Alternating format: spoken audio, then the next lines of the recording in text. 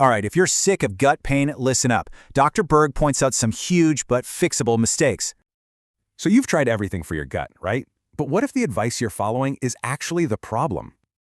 Okay, let's bust myth number 1. For a damaged gut, that extra fiber, it's like sandpaper on an open wound.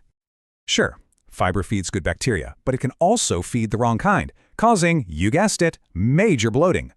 See, it all depends on your gut's current state.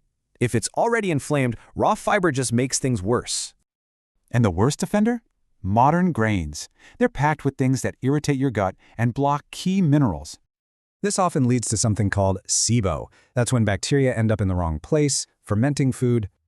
And get this, a crazy 40% of people might have SIBO, and a lot of them don't even know it.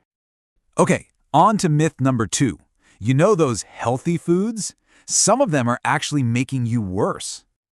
Yeah, most commercial yogurts are useless. And that kale shake, it's a fiber bomb your gut just can't handle.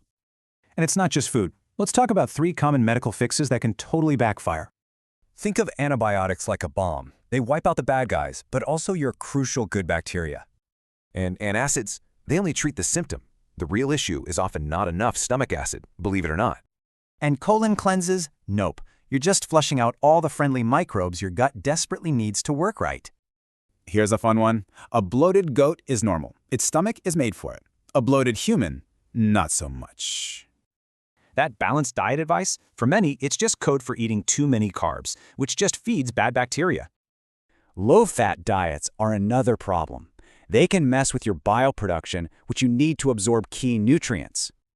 All right, so we've busted a ton of myths. Now, what does your gut actually need to heal? It's a 3-step plan. Rest with fasting, rebuild with key supplements, and then repopulate with powerful probiotics. And here's more good stuff. Feed your microbes polyphenols, and use bile salts to help digestion and fight SIBO. And here's a wild one. Get more sun. Yep, actual sunlight can help your gut microbiome and even sleep. So, what's the big takeaway?